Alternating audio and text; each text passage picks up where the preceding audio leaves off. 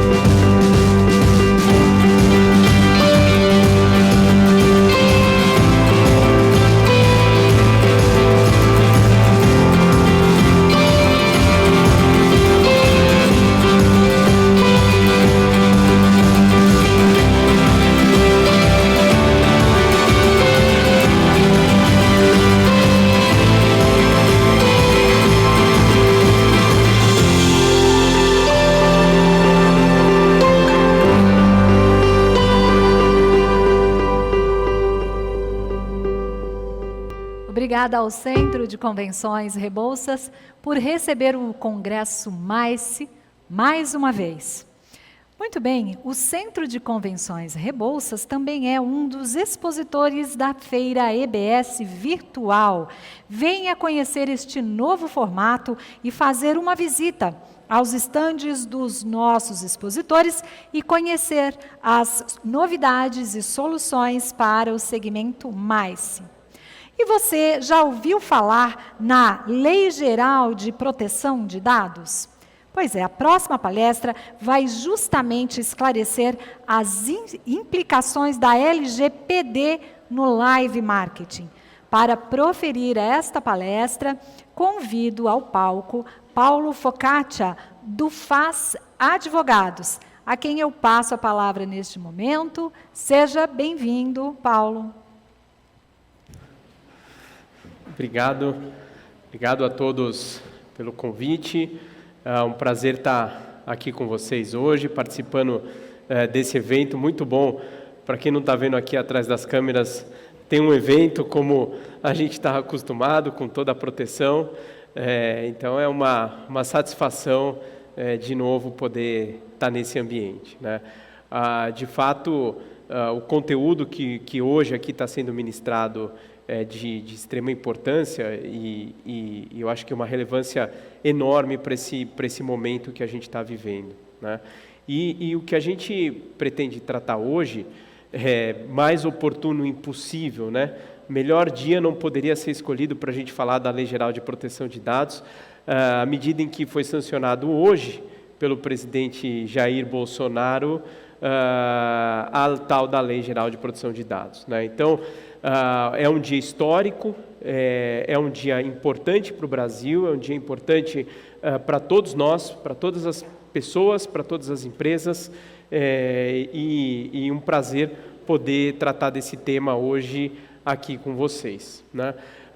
O que a gente vai abordar é basicamente as regras, né? Então, tratar um overview sobre a Lei Geral de Proteção de Dados, como ela se aplica e quais os limites, né, que isso trouxe para o nosso mercado, e também um pouquinho de aplicação prática, né? Já que a lei está em vigor, entender o que cada um de nós deve fazer para estar em absolutamente compliance com essa legislação. Então, eu vou pedir para passar a próxima tela, enquanto o pessoal da técnica está ali começando. Eu vou só explicar, então, um pouquinho do histórico da LGPD, né? Então, não é novidade o tratamento de dados, na verdade, existe uma série de legislações esparsas, a própria Constituição Federal, Código de Defesa do Consumidor, outras leis, Marco Civil na Internet, que trata de dados, que trata de proteção de dados, mas isso nunca foi tratado, pelo menos no Brasil, de forma tão direta, tão pontual, como a Lei Geral de Proteção de Dados, que teve como origem, ou pelo menos teve como uma das inspirações, né, a legislação de proteção de dados europeia, que é a GDPR, né, e que ela serviu ali como base, foi, na nossa opinião, melhorada, foi atualizada, mas ela é a base da Lei Geral de Proteção de Dados, né? E a nossa Lei Geral de Proteção de Dados, como não poderia deixar de ser no Brasil, ela passou por um processo legislativo relativamente conturbado, né? O Brasil tem um compromisso, né? O compromisso agora foi cumprido, de ter essa legislação em vigor ainda em 2020, mas por conta de pandemia e até por conta de agentes políticos, essa legislação foi extremamente discutida, né? Então, vocês devem lembrar, há alguns meses atrás, ainda na pandemia, se discutia, via medida provisória, a validade da Lei Geral de Proteção de Dados, né? Então, quando a gente começou esse ano de 2020, existia lá um cenário onde a Lei Geral de Proteção de Dados, a vigência da Lei Geral de Proteção de Dados estava postergada até maio de 2021, mas as penalidades aplicadas até a Lei Geral de Proteção de Dados estavam postergadas para agosto de 2021, né? E a Lei Geral de Proteção de Dados, a sua vigência estava postergada através de medida provisória. Eis que o nosso Congresso acabou não convertendo essa medida provisória em lei, e a nossa lei, então, passou a viger a partir de agosto de 2020, pegou todo mundo absolutamente de surpresa, porque se existia mesmo um entendimento no mercado que a vigência dessa lei, até por conta dos custos de implementação, das dificuldades de implementação, que isso passaria só a valer a partir de maio de 21, mas passou a valer em agosto de 20, com a necessidade ainda da sanção do presidente da República, que aconteceu exatamente no dia de hoje, no dia 18 de setembro. Então, a Lei Geral de Proteção de Dados está em vigor. Isso significa dizer, todos nós, todas as empresas devem cumprir a Lei Geral de Proteção de Dados, em que pese a aplicação das penalidades só passarem a vigorar em agosto de 2021. Isso é um problema, né? Inclusive hoje, conversando com algumas empresas, né, a gente foi questionado que, como a penalidade só passaria a valer a partir de agosto de 21, o processo de implementação e de adequação da companhia à Lei Geral de Proteção de Dados poderia ficar um pouco mais para frente, mas não é bem assim, porque à medida em que eu não tenha a penalidade da lei em vigor, eu estou sujeito a todas as outras penalidades, a todos os outros órgãos de fiscalização, né? Então, é difuso toda a minha fiscalização e a penalidade. Então, o meu risco ele é desconhecido. A partir do momento que eu não cumpra ou que eu tenha uma falha em proteção de dados, eu estou sujeito a regras do Código de Defesa do Consumidor, associações de classe, Ministério Público, PROCON, coisas que, quando a penalidade entrar em vigor, eu vou saber exatamente que terreno que eu estou pisando. Então, a situação que, aparentemente, ela é mais tranquila para as empresas, na verdade, ela é relativamente ou substancialmente mais complexa à medida em que essa regulamentação e a aplicação da fiscalização e multas, ela está difusa nesse momento, né? Mas o que está valendo, então, nessa bagunça toda, né? O que vale e o que não vale? Bom, a partir já de agora, né, a Lei Geral de Proteção de Dados já está valendo, todos os direitos, nossos direitos enquanto pessoas naturais, que é o que diz a lei, né, pessoas físicas, e as obrigações das empresas que tratam esses dados, isso já está em vigor. A Autoridade Nacional de Proteção de Dados, a ANPD, já está em vigor, e as penalidades ficou para agosto de 2021. As penalidades, de novo, só repetindo, que eu acho que é importante a gente ir à exaustão aqui, as penalidades da Lei Geral de Proteção de Dados. Todas as outras penalidades que podem ser aplicadas já estão em vigor há muito tempo. Então, é muito importante que a gente observe a aplicação correta nas nossas empresas da Lei Geral de Proteção de Dados. O que faz a ANPD, né? Autoridade Nacional de Proteção de Dados? Que, um pouquinho de semântica só, né? Não é uma agência, é uma autoridade, ou seja, ela é um órgão regulamentador, né, e fiscalizador que responde para a Casa Civil da Presidência da República, e ela deve ser composta ali por membros da sociedade civil, obviamente representante de órgãos e de categorias, e ela deve interpretar a Lei Geral de Proteção de Dados numa série de itens que a gente chama que são normas em branco, ou seja, que elas ainda não estão esclarecidas. A ANPD deve ser o órgão responsável pela fiscalização, pelo recebimento de reclamações, aplicação de multa. Então, a ANPD é o órgão regulamentador da Lei Geral de Proteção de Dados, na verdade, da prática de proteção de dados, e é a ela que a gente vai daqui para frente dever explicações, né? Bom, a gente diz lá que estão em vigor, desde hoje, os direitos dos titulares e as obrigações dos agentes, das empresas, né? Que direitos são esses, né? Basicamente, tudo que diz respeito ao meu dado, né?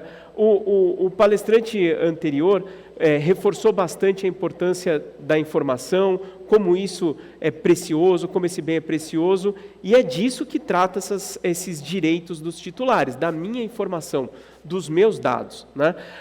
Isso a indústria de tecnologia chama como novo petróleo, né? E a Lei Geral de Proteção de Dados vem dizer o seguinte: você, pessoa física, é detentor disso, é uma propriedade sua todos os seus dados.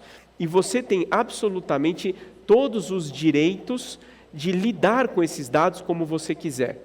Por exemplo, eu cedi os meus dados, né? Então alguma empresa, num evento virtual, ou numa promoção, ou numa campanha de incentivo, enfim, qualquer ação de comunicação, ou qualquer ação comercial, coletou os meus dados. Com o meu consentimento, coletou os meus dados, né? Que direitos eu tenho perante essa empresa? Bom, eu tenho os direitos de confirmar, de ter acesso aos meus dados. Eu tenho o direito de querer corrigir os meus dados, então mudou meu endereço, eu posso, é meu direito corrigir esses dados. Eu tenho o direito de pedir a anonimização. A lei trouxe essa novidade, então eu quero que meu dado continue na sua base, mas que o meu dado seja anônimo a partir de agora, você só possa usar ele para estatísticas.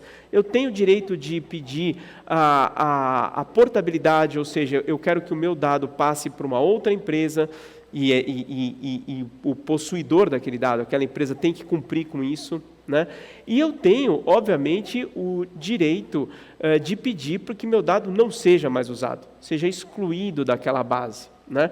Então, toda vez que a gente é acessado, né, por aquelas campanhas massivas de venda de produtos via telefone, que aquilo nos chateia, tudo mais, bom, agora a lei nos protege, a lei diz que a gente pode ter acesso àquilo e pedir para eliminar os nossos dados. E as empresas? E desse lado, quais são as nossas obrigações? Bom, a primeira delas é atender aos titulares do direito, atender as pessoas que têm os dados na nossa base de dados, né?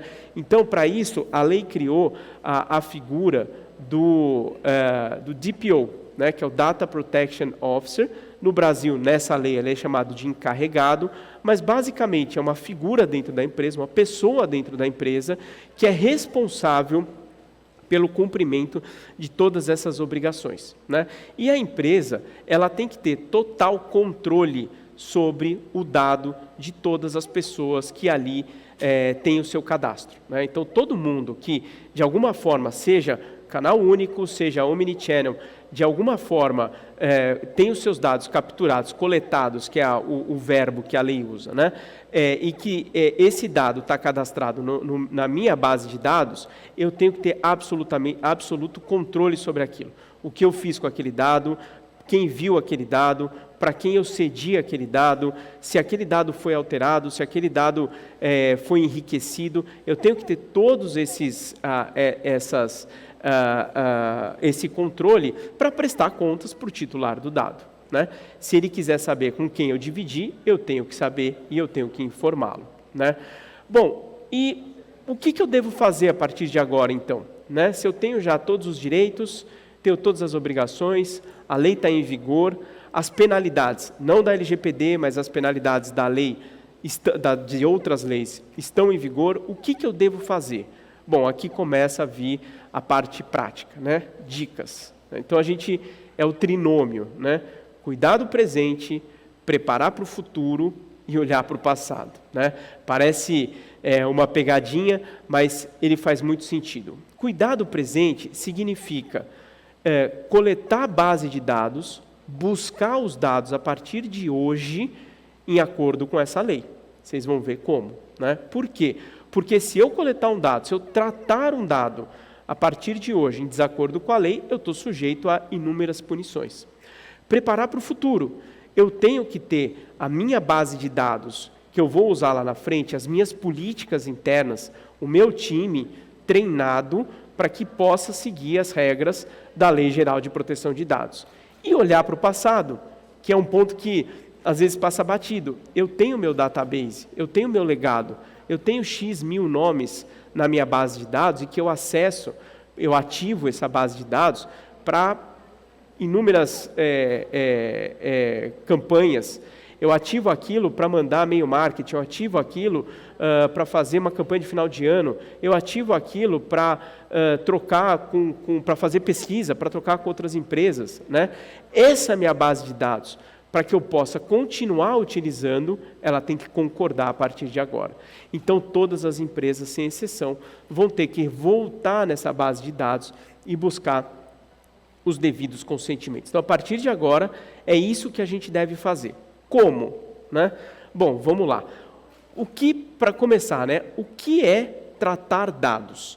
Tratar dados é você fazer absolutamente qualquer coisa com o dado. E a gente já fez alguns exercícios no escritório para tentar encontrar alguma coisa que pudesse ser feito com um dado de uma pessoa física e que não contivesse na lei, e a gente não foi bem sucedido. Absolutamente tudo, da coleta à destruição daquele dado, absolutamente tudo está abrangido nessa lei, né?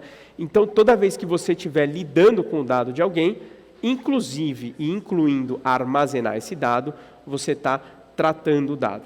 E como é que eu posso tratar esse dado? Porque a lei, diferente do que se criou, né, no mercado, a lei ela não vem proibir o tratamento do dado, a utilização do dado. Ela vem regular a forma como eu posso tratar esse dado. E como eu posso tratar esse dado? Numa dessas 10 hipóteses que estão aí na tela. A primeira delas, a mais conhecida e talvez a mais famosa de todas, é o opt-in, o famoso consentimento, né? Hoje já existe isso pelas leis que já estão por aí, principalmente pelo Marco Civil da Internet, que é aquele li e concordo, né? Então você entra em qualquer site, em qualquer plataforma, tem um rollout de todos os termos e condições, política de privacidade, que eu duvido que alguém leia aquilo na integralidade, e lá no final tem o aceito, concordo, aceito, tudo mais. A partir de agora, esse consentimento mudou. Esse consentimento tem que ser claro, esse consentimento tem que ser objetivo e, principalmente, aí a mudança, para finalidade determinada. Então, eu vou ter que dizer para a pessoa que eu estou coletando dado, então, receptivo de evento, no hot site da campanha promocional, na minha plataforma de incentivo, lá no ponto de venda que eu estou coletando dado do consumidor, né? Eu vou ter que dizer para aquela pessoa por que eu estou coletando aquele dado e o que eu vou fazer com aquele dado. É um pouco de exercício de futurologia, porque talvez eu não saiba o que eu vou fazer daqui um ano com aquele dado, né? Mas eu tenho que prever. Então, eu vou dizer, olha, estou coletando o seu dado e quero o seu consentimento para armazenar, enriquecer, fazer pesquisa, te mandar propaganda, te mandar e-mail marketing, ativar, mandar novas campanhas para você e por aí vai, né? E com cuidado, porque O que não tiver nesse consentimento eu não posso fazer. E se eu tiver muito extenso, vira um consentimento árido, vira um documento árido e muito provavelmente eu vou ter uma porcentagem grande de negativa de consentimento. Mas vejam, não é só mediante o consentimento, que é o mais famoso, que eu posso tratar dados. Existem outras 9 possibilidades de tratamento de dados. Então, cumprimento de obrigação legal. Eu preciso dos dados de determinada pessoa para emitir a nota fiscal. Para isso eu não preciso pedir autorização, né? Políticas públicas, então, isso obviamente se aplica mais a órgãos públicos, né? Ele não precisa de autorização. Execução de contrato a pedido do titular, isso é muito interessante, né? Alguém me contrata ou alguém contrata algum serviço da minha empresa e para executar aquele serviço eu preciso dos dados daquela pessoa. Bom, para simplesmente executar aquele serviço, eu não vou precisar de consentimento. Afinal de contas, eu estou executando aquilo a pedido daquela pessoa, né? E aqui, gente, que está o pulo do gato. O trigger dessa lei está exatamente em entender, em cada etapa dos nossos serviços, em cada etapa, inclusive de back-office, como eu vou tratar determinados dados. E sair daquela ideia que para absolutamente tudo eu preciso do consentimento. Não, eu preciso entender em cada etapa, no step by step da nossa atividade, como eu vou tratar determinados dados. Essa é a grande sacada que os departamentos de proteção de dados, jurídico, compliance, devem ter para que a gente tenha o correto tratamento de dados sem um gasto excessivo, sem um custo excessivo, né? E a lei ainda traz uma disposição que são os dados sensíveis. Então, são aqueles dados que, de alguma forma, eles já produziram no passado ou podem produzir algum tipo de perseguição, né? Então, dados relativos à orientação religiosa, orientação sexual, à raça, à orientação político-partidária, dados relativos à saúde, tudo isso a lei trata como dados sensíveis. E os dados sensíveis não podem ser tratados das 10 formas que a gente viu. Os dados sensíveis, eles podem ser tratados de 7 formas. Eu não posso entender que execução de contrato a pedido titular, por exemplo, é uma forma de tratamento para dado sensível. E por que isso é importante? Porque às vezes eu estou diante de um evento ou de uma campanha qualquer para a indústria farmacêutica. Ou eu tenho um evento que base de dados, ou uma campanha qualquer, ela é dividida entre rede de farmácia, laboratório, hospitais, e que de alguma forma eu consiga identificar pessoas e consiga identificar, por exemplo, o perfil de saúde. Bom, a partir daí a gente tem que acender uma luzinha amarela, porque dados sensíveis eu tenho toda uma regra específica. Quando eu estou diante ainda de dados sensíveis relativos à saúde, é ainda mais restritiva o tratamento que essa lei nos permite. Bom, aqui a gente trouxe muito mais como um exemplo, né, das inúmeras avaliações que a gente já fez, né, como é que se procede isso no dia a dia, né? Então a gente criou essas caixinhas para ilustrar. Estou diante ali de um evento, né, on ou off, tanto faz, né? Eu preciso me fazer essas perguntas, né? Qual é a finalidade do dado? Por que eu estou obtendo o dado daquela pessoa? É para poder vender o convite, porque eu tenho uma etiqueteira por trás, eu vou vender o ingresso? Eu estou obtendo dado para dar acesso à plataforma? Eu estou obtendo dado simplesmente porque eu quero saber quem são as pessoas, né? Ao entender qual é a finalidade da obtenção daquele dado, eu vou conseguir saber qual é o tratamento que eu tenho que dar. Se eu preciso do consentimento, se eu estou executando o contrato a pedido dele, por exemplo, né? Eu vou entrar numa etiqueteira e vou comprar um ingresso para um determinado evento, né? Eu preciso colocar ali meu endereço, meu CPF, né? Meu nome, porque senão eu não consigo receber o ingresso lá em casa, né? Eu não preciso dar o meu consentimento, ele precisa daquilo para executar. Agora, se essa etiqueteira quiser usar esse meu dado para eventualmente me mandar campanha de um próximo show, aí sim ele vai precisar do meu consentimento. Então, a dica que a gente dá aqui é criem e obviamente, a gente está super à disposição para auxiliar. Criem essas matrizes, entendam quais são os serviços de vocês, entendam quais são essas etapas. Não é rocket science isso é um trabalho robusto, mas não é rocket science, mas entendam as matrizes, entendam os serviços, desenhem essas matrizes e a partir daí treinar o time para aplicar e entender aonde que a gente está, quais são as nossas fraquezas e aonde a gente tem que ter a Lei Geral de Proteção de Dados mais fortalecida, né? E se tiver uma falha na proteção de dados, né? Seja na aplicação da proteção, ou seja ali na busca do consentimento, ou no banco de dados que veio para a gente trabalhar, né? Porque a lei traz essas duas figuras do controlador, que é o dono do dado, né? E do agente, que é aquele que opera o dado. Então, pode ser que a base venha do nosso cliente de uma forma ruim, né? Seja no armazenamento, ou seja, eu tenho uma falha técnica ali de tecnologia, eu tive um vazamento de dados, eu tive o meu firewall não foi suficientemente bom, né? Quais são as penalidades que a gente pode ter, né? Lembrando que isso vale a partir de agosto do ano que vem. Advertência, multa de até 2% do faturamento do grupo, não é de uma empresa, né? Publicização da infração, e por aí vai até a proibição do exercício da atividade, né?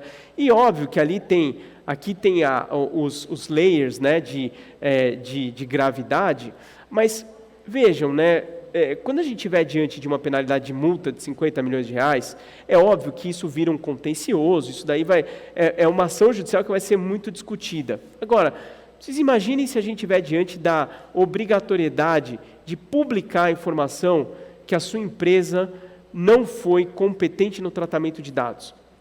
E que a maioria das nossas empresas vive de dados, né? Vive de reputação de dados.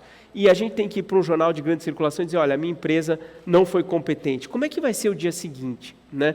Então é muito grave, é muito danoso o que pode acontecer, muito além da multa dos 50 milhões, à medida em que isso é um contencioso a ser discutido. E não basta, gente, cumprir a lei. Não basta eu coletar o dado de forma correta, não basta eu armazenar o dado de forma correta, com todos os meus devices de tecnologia para proteger aquele dado. Eu preciso provar tudo isso. É o que a gente chamou do accountability, né? É mais ou menos como, não adianta só eu vender meu produto, eu preciso emitir a nota fiscal e eu preciso pagar o imposto. Não adianta só eu ter o consentimento ou saber por que eu estou tratando aquele dado, armazenar corretamente. Eu tenho que provar que eu estou fazendo correto. Eu tenho que armazenar o consentimento. Eu tenho que ter o histórico daquele dado dentro da minha base. Para quem aquele dado foi, quem teve acesso.